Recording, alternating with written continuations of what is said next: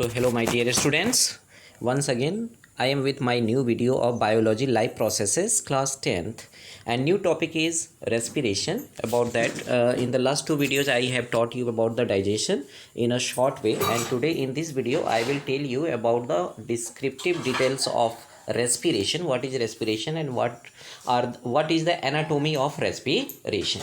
So firstly, let's the introduction of respiration.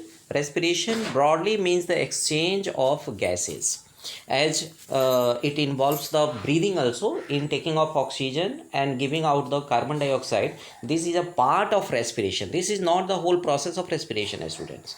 Animals and plants have different means of exchange of gases.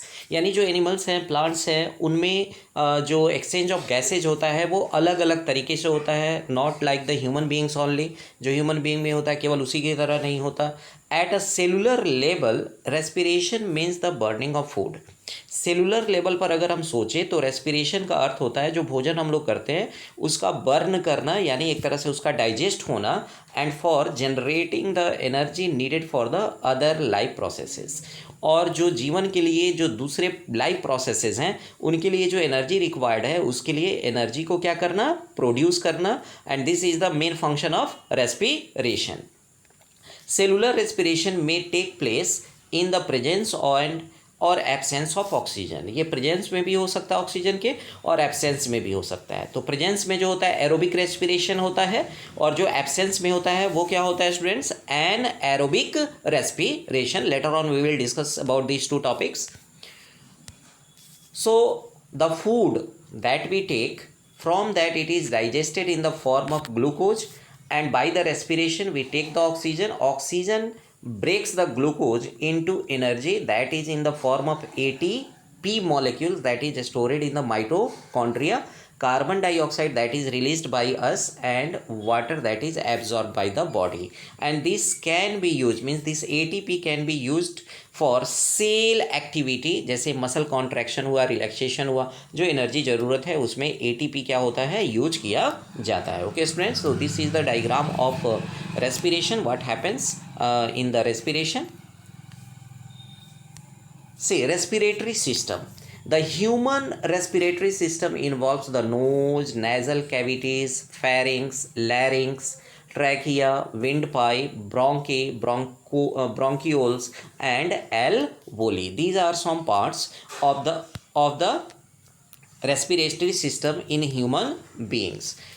Bronchioles and alveoli are enclosed in a pair of lungs. Okay, the rib cage, muscles associated with the rib cage and diaphragm all help in inhalation and exhalation of gases. ये सारे जो parts हैं, rib cage, muscles जो हैं, ये सब मिलकर के सांस को लेने और सांस को छोड़ने में क्या करते हैं, मदद करते हैं.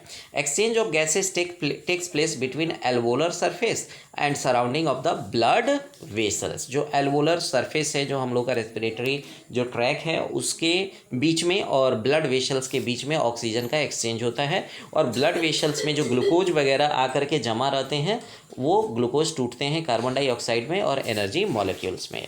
अल्वोली provides a large surface area for the exchange of gases. यानी जो एल्वोली है वो लार्ज एरिया मतलब प्रोवाइड करता है किसके लिए, एक्सचेंज ऑफ गैसेस के लिए. Okay,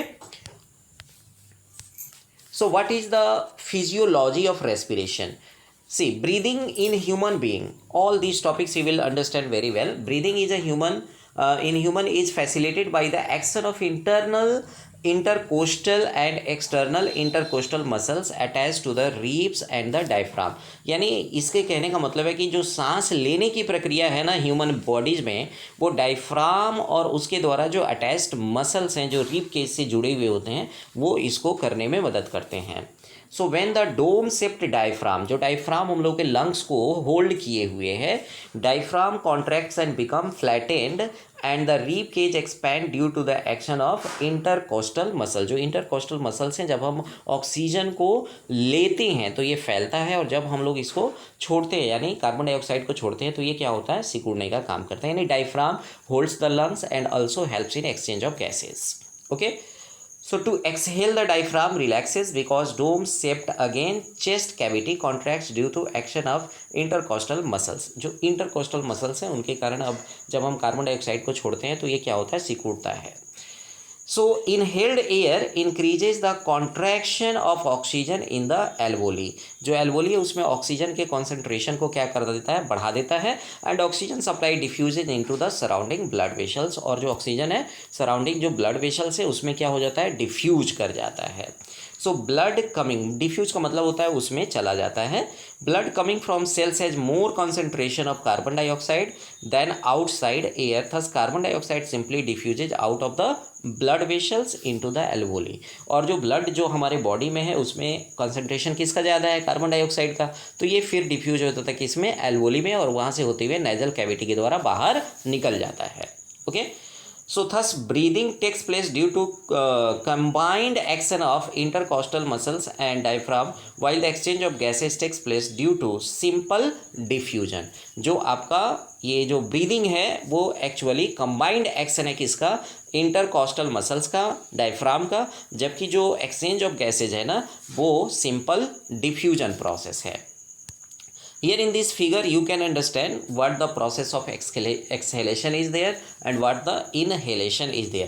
So during the exhalation students you can see the diaphragm shrinks there, while during the inhalation it expands. ये क्या होता है, फैलने का काम करता है. तो by this diagram you can understand that. So what the process of inhalation and exhalation is? The process of taking in air rich oxygen is called inhalation. Oxygen से भरा हुआ हवा हम जब सांस में लेते हैं तो उसे इनहेलेशन बोलते हैं. Similarly the process of giving out air rich in carbon dioxide is called exhalation. So one breath comprises one inhalation and one exhalation. यानी एक सांस का मतलब होता है एक बार ऑक्सीजन को लेना और एक बार कार्बन डाइऑक्साइड को छोड़ना. A person breathes several times in a day. The number of times a person breathes in 1 minute is termed as breathing rate. एक मिनट में जो उसके सांस लेने की रेट होती है, जो दर होती है, उसे ही ब्रीदिंग रेट के नाम से जाना जाता है. So this is the simple process of inhalation and that of the exhalation. So what the process diffusion is there. Diffusion क्या होता है students? So diffusion is the movement of molecules from high concentration area to the low concentration area without spending any energy. यानी diffusion एक वह process है जिसमें molecules जो होते हैं हाई कंसंट्रेशन, यानी जहाँ उनका जो कंसंट्रेशन है ज़्यादा है, वहाँ से लो कंसंट्रेशन की तरफ बढ़ना बिना किसी एनर्जी के खर्च किए हुए, उसे ही हम लोग क्या बोलते हैं, डिफ्यूजन बोलते हैं. So this is the simple definition of diffusion. Diffusion है क्या? So diffusion is the movement of molecules from high concentration area to the low concentration area without spending any energy. So here the concentration, you can see the molecules of this area has high concentration, and that's why they have, this area has low concentration. So from high concentration to low concentration the molecules have passed without any energy. So the till the concentration becomes equalized, means अगर ये दोनों आपस में क्या हो जाते हैं, बराबर हो जाते हैं. तो देखो यहाँ पर क्या था, लो कंसंट्रेशन था, यहाँ क्या है, हाई कंसंट्रेशन है. तो हाई कंसंट्रेशन से लो कंसंट्रेशन की तरफ क्या हुआ, फ्लो हुआ, जिससे अब ये दोनों भाग आपस में क्या हो गए, बराबर हो गए. Okay.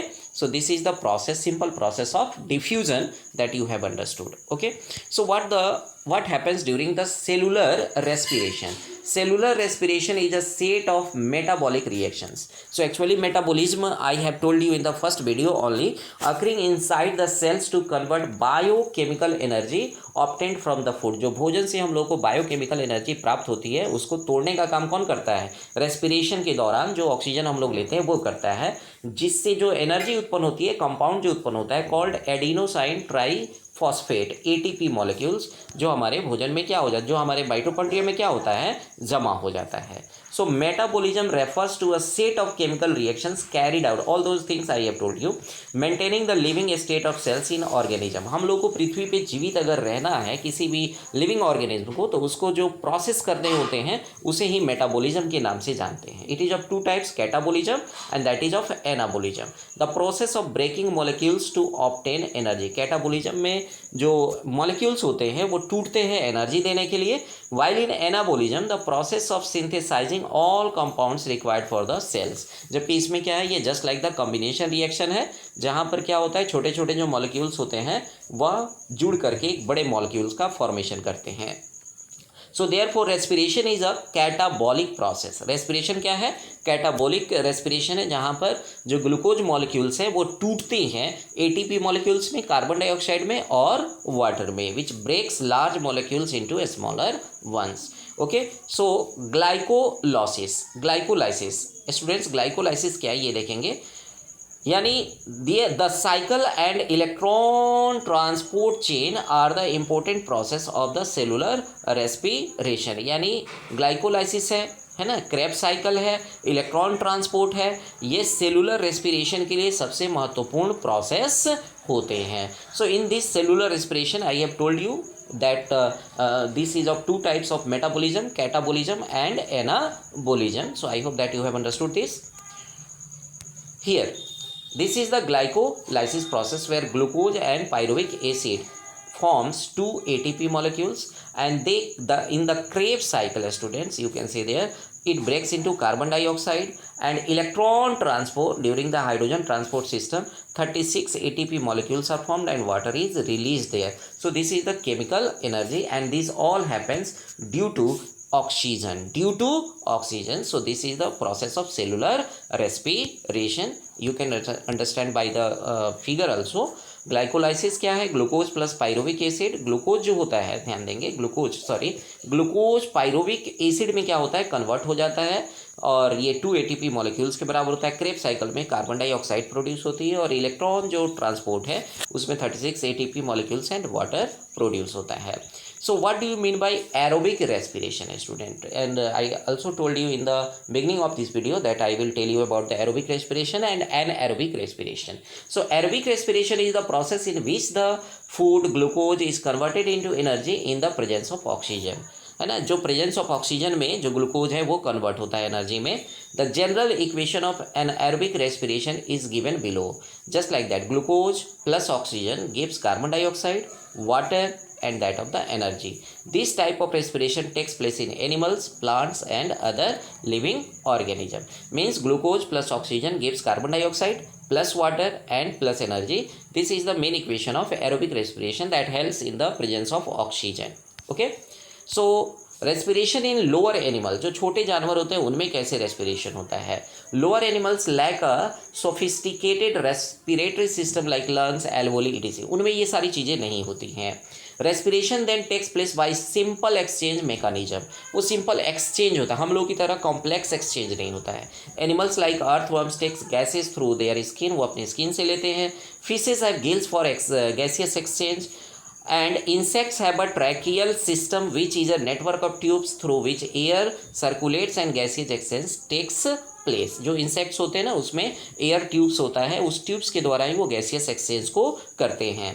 Frocks breathe through lungs their skin when in water, जब वो वाटर में होते हैं तो स्किन के through, and through their lungs when they are on the land. That's why the frogs are known as the amphibians also, इनको हम लोग एम्फीबियन के नाम से जानते हैं। So such type of respiration takes place in the lower animals. So respiration in muscles, muscles में respiration कैसे होता है उसको देखो। एक्चुअली मैंने इस वीडियो को बहुत ही अच्छे ढंग से बनाने का प्रयास किया है स्टूडेंट, छोटे छोटे टॉपिक्स के रूप में। Respiration in muscles can be anaerobic when there is not sufficient oxygen, जब ऑक्सीजन ज़्यादा ना हो तो वहाँ पर एनएरोबिक यानी विदाउट ऑक्सीजन भी रेस्पिरेशन हो सकता है। Glucose gets broken into carbon dioxide and then lactic acid, और यही वो लैक्टिक एसिड होता है जब आप ज़्यादा मेहनत कर देते हैं या कभी बोझ ढो देते हैं तो आपके उस खास भाग में दर्द होने लगता है, और वो दर्द सिर्फ किसके फॉर्मेशन से होता है, लैक्टिक एसिड से, जो धीरे धीरे समाप्त हो जाता है। This results in the accumulation of lactic acid that makes the muscle सोर, यानी जो मसल्स का पेन होता है, जो मसल्स फूल जाता है, वो इसी के कारण होता है। This type of anaerobic respiration is also known as lactic and fermentation, इसको हम लोग फर्मेंटेशन के नाम से भी जानते हैं। जब बिना किसी ऑक्सीजन की मदद के, जब हमारे बॉडी में सफिशिएंट ऑक्सीजन नहीं होता है और वहाँ पर मसल्स जो होते हैं वो रेस्पिरेशन करते हैं तो उससे लैक्टिक एसिड का फॉर्मेशन होता है, जिससे हमारे मसल्स में पेन होना शुरू हो जाता है। So what the ATP is there, that is very very important. It is the energy currency of the cell. ये एनर्जी करेंसी, अगर आप किसी बाजार में जाते हो, अगर आपको कोई सामान खरीदना है तो आप करेंसी देते हो, उससे उसके बदले में आपको सामान मिलता है. उसी तरह एटीपी हमारे बॉडी में है जो हमारे लिए एनर्जी को क्या करता है, प्रोवाइड करने का काम करता है. ATP stands for adenosine triphosphate. Okay, this molecule is created as a result reaction of photosynthesis and respiration. यानी एटीपी के लिए पहले क्या होना चाहिए, फोटोसिंथेसिस होना चाहिए और उसके बाद respiration. The 3 phosphate bonds present in the molecule are high energy bonds. यानी जो फॉस्फेट होता है ना, ट्राइफॉस्फेट, वह एनर्जी बॉन्ड होता है जो हाई एनर्जी बॉन्ड होता है, जो एनर्जी को टूटने के बाद एनर्जी को प्रोवाइड करता है. And when they are broken a large amount of energy is released. So such released energy then used for other metabolic reaction. और ये जो बाद में जो रिएक्शन, जो हमारे बॉडी में दूसरी कार्यों के लिए जो एनर्जी चाहिए, वो इसी एटीपी मॉलिक्यूल्स के द्वारा प्रोवाइड किया जाता है. Okay students, so I hope that you have understood. Next, see here, this is their ADA9 and this is ribose. Actually this is of higher level. So ये जो ट्राइफॉस्फेट है, actually इससे हम लोग को मतलब है, ये जो 3 फॉस्फेट हैं, हाई एनर्जी बॉन्ड्स होते हैं जो टूटने के बाद एनर्जी को प्रोवाइड करते हैं, और इसी से हमारे बॉडी के अदर एक्टिविटीज़ क्या होते हैं, मतलब कि संपन्न किए जाते हैं. Okay, so respiration in plants. Plants में रेस्पिरेशन कैसे होता है, ये तो इंसेक्ट्स वगैरह में, एनिमल्स में जो हम लोगों ने रेस्पिरेशन को देखा. But unlike animals and humans, plants do not have specialised structure for gaseous exchange. Gaseous exchange के लिए कोई स्पेशलाइज्ड स्ट्रक्चर नहीं होता है. They have stomata. एस्टोमाटा के बारे में शुरू में भी आपने पढ़ा था. That helps in gaseous exchange. And lenticles that are present in the stems which are involved in exchange of gases. And compared to animals, plant roots, stems and leaves respire at a very lower rate. Animals का जो breathing rate होता है वो काफ़ी तेज होता है, जबकि जो plants होते हैं उनका breathing rate काफ़ी slow होता है. तो इसमें स्टोमाटा के द्वारा और लेंटिकल्स के द्वारा, stomata present in the leaves होता है और लेंटिकल्स जो है स्टेम्स में होते हैं, जिससे गैसियस एक्सचेंज होता है. Okay students, so I hope that in next video I will teach you about the transpiration, but I hope that you have understood this chapter very well. Thank you very much for watching my video. If you like it, please share and subscribe my channel so that you can get the new videos very quickly. Thank you very much.